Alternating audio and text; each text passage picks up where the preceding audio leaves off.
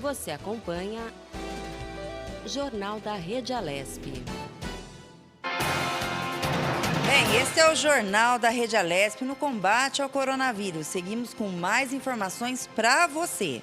E começando, o aplicativo TikTok virou uma febre mundial, a ponto de incomodar os gigantes do Vale do Silício e levar o presidente americano Donald Trump a obrigar que os chineses se desfaçam da operação do aplicativo nos Estados Unidos. Além de estar recheado de vídeos virais e divertidos, o TikTok aperfeiçoou o uso de algoritmos para a distribuição de conteúdo, permitindo que pessoas pouco conhecidas tenham muitas visualizações e interações nas suas publicações.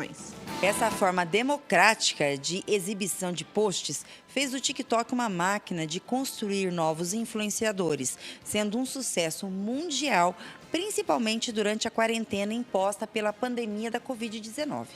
O número de interações também já é mais alto do que os no Instagram, e já que a rede tornou o compartilhamento dos vídeos em outros aplicativos, como no WhatsApp, mais simples e fácil.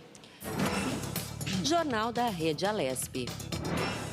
O Jornal da Rede Alesp conversa agora com Paulo Ricardo Loyola. Ele é mestre em políticas públicas e fala sobre os candidatos às eleições que recebem capacitação gratuita. Boa tarde, Paulo. Seja bem-vindo ao Jornal da Rede Alesp. Boa tarde, muito obrigado pelo convite, é um prazer estar por aqui. Paulo, como surgiu a ideia de realizar o curso? O que a gente percebeu na Basilab foi que tinha muita capacitação voltada para candidatos, mas muita pouca coisa prática voltada para quem está na linha de frente, para quem está coordenando as campanhas, e que no final das contas é quem toca muita rotina da campanha, né? Porque os candidatos em si, eles vão estar muito ocupados ali se relacionando com pessoas, em reuniões, em palestras, em eventos políticos de fato, e tem todo um trabalho de gestão a ser feito que precisa ser cuidado por profissionais capacitados. Então, como a gente viu que não existia isso, e a gente entende que precisa apoiar aí, esse setor, a gente criou esse curso voltado para ferramentas práticas para quem vai fazer essa questão de coordenação de campanhas. Paulo, boa tarde. Quem fala é a Lília. Eu queria saber uma coisa de você, Paulo. Esse curso é um curso gratuito, né? E qual que seria o conteúdo dado para as pessoas que se interessarem para fazer?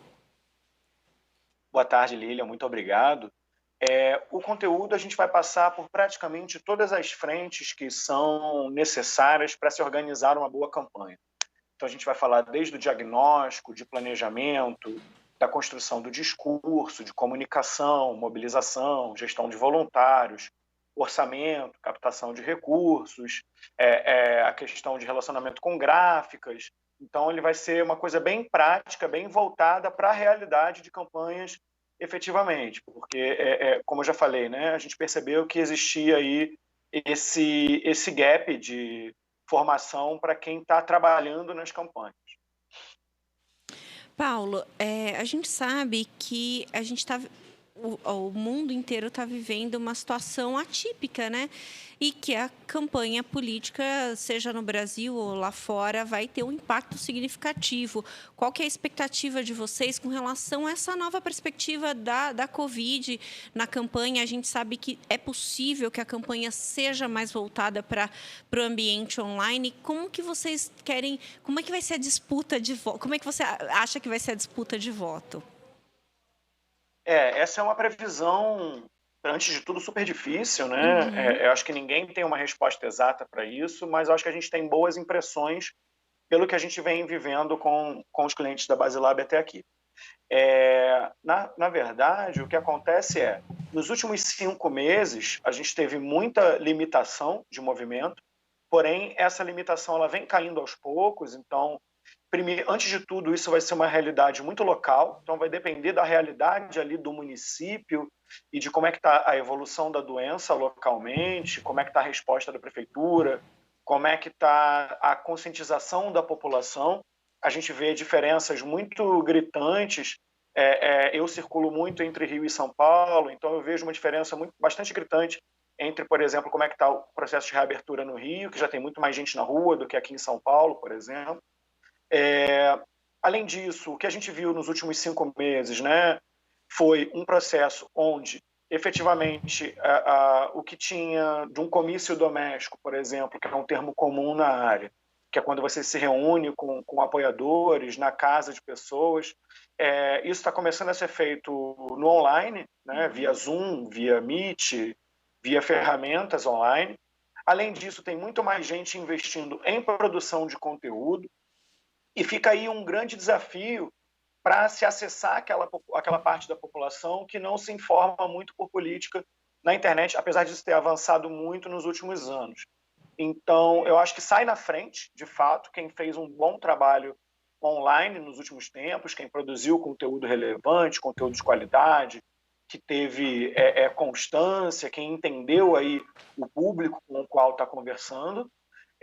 Porém, a gente também vê que tem muitos políticos que já estão fazendo agenda de rua. Então, o que vai necessitar, a partir de agora, é uma observação mais cuidadosa desse cenário local e principalmente do próprio público, porque o que a gente está vendo também é uma certa polarização no comportamento frente à pandemia, né?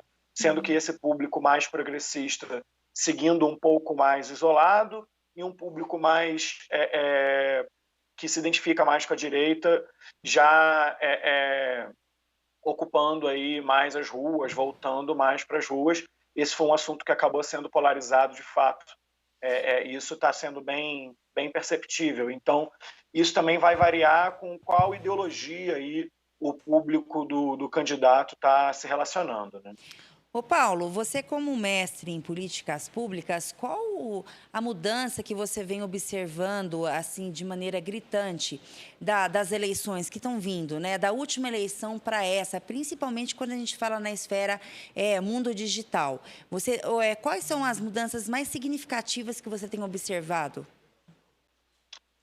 Olha, são algumas, né? Primeiro, o peso da internet está aumentando muito. A gente já teve resultados muito bons, mesmo em 2016, que a gente já começou a trabalhar com mais foco internet. Então, Facebook, Instagram, Twitter, dando muito resultado em termos de relacionamento com o público, que até então dependia muito dessa interação mais física, né? O que não diminui a importância da interação física. A rede, na verdade, ela é um lugar onde o candidato precisa estar, mas ele também precisa ser visto na rua para haver esse reforço da imagem, né? Agora, a principal mudança que a gente nota é justamente nessa possibilidade de relacionamento a partir de mídias sociais e a partir de comunidades fechadas, como grupos de Facebook, grupos de WhatsApp, que vem crescendo muito de importância e é onde vem acontecendo uma boa parte da discussão política. Isso é um fato já bastante conhecido. Acho que um outro ponto que a gente pode trazer aí como novidade é que a gente vê crescendo muito o número de eleitores que se preocupam em fazer uma pesquisa mais aprofundada do histórico do candidato, da sua ideologia, das suas propostas.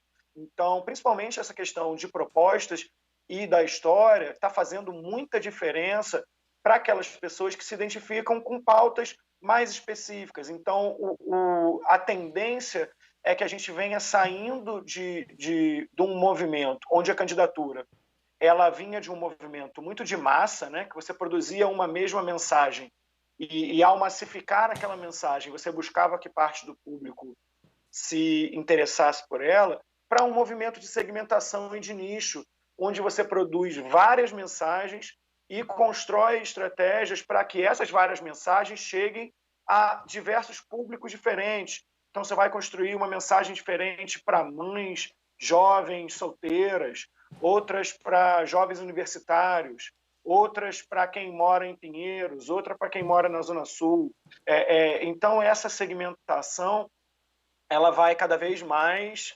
a tendência que a gente vê, né, é que cada vez mais ela influencia e precisa ser entendida por candidatos que, principalmente no campo legislativo, a tendência é que a gente tenha aí uma relação mais de nicho, mais com o bairro, mais com uma pauta, né? A gente particularmente trabalha muito na Basilab com candidatos que têm uma pauta mais ligada a direitos humanos, a candidaturas LGBT, a mulheres, a candidaturas periféricas, que a gente chama de pautas civilizatórias, né? Então, isso eu acho que são... E também tem um ponto que eu acho importante a gente ressaltar aqui, que é a própria maturidade desses movimentos, como, por exemplo, o movimento de mulheres, ou mesmo a questão do movimento negro, que cresceu muito a discussão aqui no Brasil a partir do caso de George Floyd, e que estão aí permitindo que candidatos que têm essa pauta possam trazê-la mais como uma bandeira, efetivamente, de campanha, ou mesmo como algo transversal frente a bandeiras, ou seja, a pessoa que fala de educação, mas vai falar de educação a partir da vivência dela como pessoa negra, ou como mulher, ou como LGBT, ou como pessoa periférica. Então, eu acho que essas são questões que estão como tendência, além da própria polarização política, que também vem sendo muito discutida aqui no Brasil ultimamente, e na qual a gente acaba tendo aí um impacto, principalmente nas grandes metrópoles, porém é algo que a gente tem observado em todo o território brasileiro. A gente tem clientes aí em vários cantos do Brasil, e a gente vê que a discussão está absolutamente polarizada. Então, comparada com a eleição municipal de 2016, a gente tem uma tendência de uma discussão muito mais ideológica e muito mais polarizada do que a gente teve 4 anos atrás. Ô, Paulo, qual seria o endereço eletrônico que a pessoa pode entrar para ver o curso gratuito que vocês estão oferecendo, que tem interesse em participar? O que ela tem que fazer? Só entrar no nosso site, baselab.cc, baselab.cc, e aí lá tem todas as informações do curso e a pessoa pode se inscrever. Excelente. Paulo, muito obrigada pelas suas dicas, informações. Eu acho que esse é um assunto que a gente vai voltar a falar, porque está em evidência aí essa nova perspectiva eleitoral. Muito obrigada, viu? Eu que agradeço, foi um prazer. Uma boa tarde. Obrigada, Paulo. Tenha uma boa tarde. Vamos notícias para você. A banana da terra, também conhecida como plátano, ela é consumida principalmente no norte, nordeste e centro-oeste do Brasil. Tem conquistado o paladar dos paulistas, que utilizam o produto, inclusive, na alta gastronomia. Mesmo sendo considerada de nicho de mercado, a fruta é objeto de pesquisa na Secretaria de Agricultura e Abastecimento do Estado, em unidades regionais da Agência Paulista de Tecnologia dos Agronegócios, a APTA. O projeto avalia 12 genótipos de banana da terra com o objetivo de verificar se os materiais se adaptam bem às condições do Vale do Ribeira e do centro-oeste de São Paulo e se podem também ser uma boa opção de negócios aos agricultores. Os materiais são da coleção de bananas da Empresa Brasileira de Pesquisa Agropecuária, da Embrapa, e alguns deles são originários de outros países. Os projetos são liderados por Edson Perito Amorim, do Programa do Melhoramento de Banana e Plátano, da Embrapa Mandioca e Fruticultura. O primeiro fruto desse trabalho em São Paulo foi a seleção com auxílio do Polo Regional de Pariquera-Açu, da APTA, de cultivar de banana da terra adaptada às condições do Vale do Ribeira.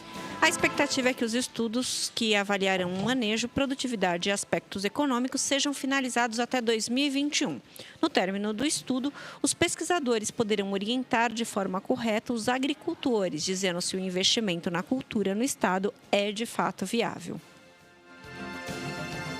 Bem, agora voltamos de novo com o nosso giro informativo via Skype agora com uma repórter colega nossa, Julie Stanzioni, que traz informações para o Jornal da Rede Alesp. Boa tarde, Julie. Oi, boa tarde, Lilian Busato. Boa tarde, Melissa Araújo. Tudo bem com vocês? Tudo ótimo. Então, tá bom. Até na semana passada, a Lilian comentou aí na apresentação que sempre o governo do estado de São Paulo, nas suas coletivas de imprensa, nos traz informações importantes e informações positivas, né? E eu vou falar justamente de uma informação positiva que o governo do estado de São Paulo nos trouxe nesse início de semana. O vice-governador, o Rodrigo Garcia, lembrando, né, que o vice-governador que está, desde a semana passada, fazendo as coletivas do governo do estado de São Paulo, porque o governador João Dória está com a Covid-19 e está trabalhando de casa, então o Rodrigo Garcia que comanda as coletivas do governo.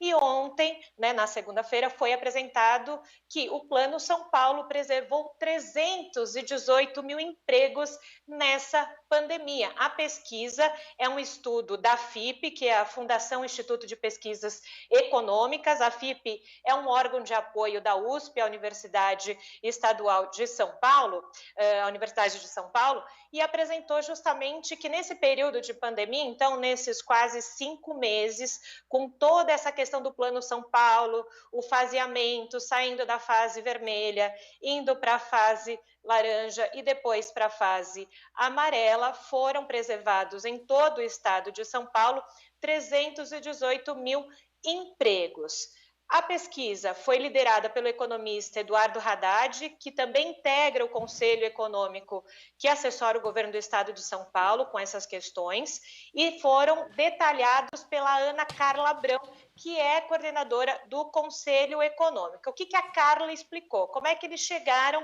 a esse número, né? Foi traçada, então, toda a atividade econômica no começo da pandemia, então, enquanto o estado de São Paulo estava na fase vermelha, o que estava vigorando naquele momento de serviços prestados, de pessoas trabalhando ou não.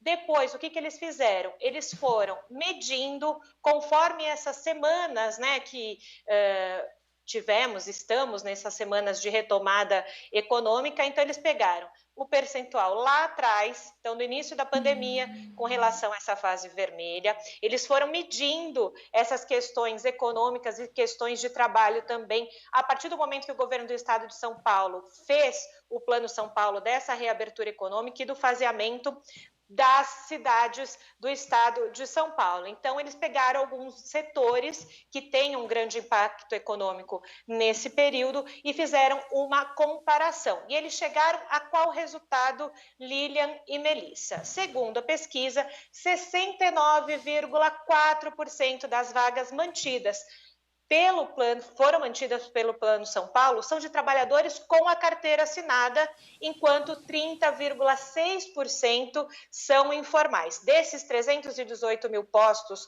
mantidos de trabalho, 54,8% ocupados por homens, 45,2% ocupados por mulheres. O estudo também revelou que 45,8% dessas 308 mil vagas preservadas têm o ensino fundamental incompleto ou completo. 35,4% já completaram o ensino médio e 18,8% têm o ensino superior completo, e aí também eles fizeram uma variável aí com relação ao nível de renda dos empregos preservados. E a pesquisa da FIP, então, mostrou que 75,9% dos postos são de trabalhadores que ganham até 3 salários mínimos. Então, o que mostra isso para a gente, essa pesquisa da FIP, que foi divulgada pelo governo do estado de São Paulo? Que cerca de 303 mil trabalhadores estão concentrados nas atividades de serviço e que mesmo lá da fase vermelha até esse momento em que 86% do estado paulista está na fase amarela, conseguiu ser preservado e está nessa área de serviços prestados que durante a pandemia foi o mais afetado, apesar de ter sido o mais afetado, conseguiu fazer então essa medição, né? Conseguiu se manter, na verdade, essa é a palavra, estava me faltando a palavra. E, além disso, a pesquisa da FIP apontou um índice de atividade econômica que subiu 2,32% com relação aos faseamentos passados. Lilian, Melissa, com vocês. Informações bem importantes. Bem importantes, Julie. Muito obrigada aí pelas informações, por ter dado um giro aí, trouxendo informações para o telespectador.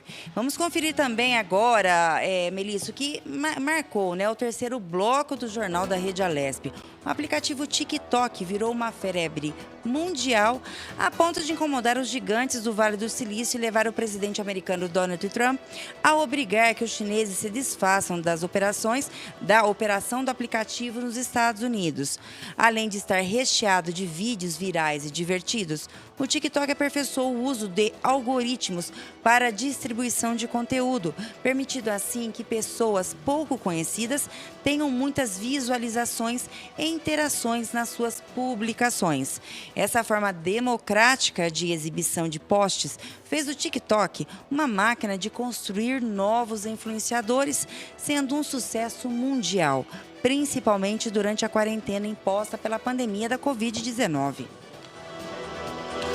Bem, Julie, estamos aqui desde as 9h30 até agora, às 13h30, né? E o Jornal da Rede Alesp, na luta contra o coronavírus, fica por aqui. E não esqueça, você que quer dar a sua opinião ou sugestão sobre algum tema ou assunto, liga pra gente no nosso WhatsApp, que é 011 98457 8129 e deixa aí a sua mensagem. E lembre-se, o isolamento social e o uso de máscaras e álcool gel e lavar muito bem as mãos são práticas muito importantes para a gente vencer o coronavírus. Uma ótima tarde a todos.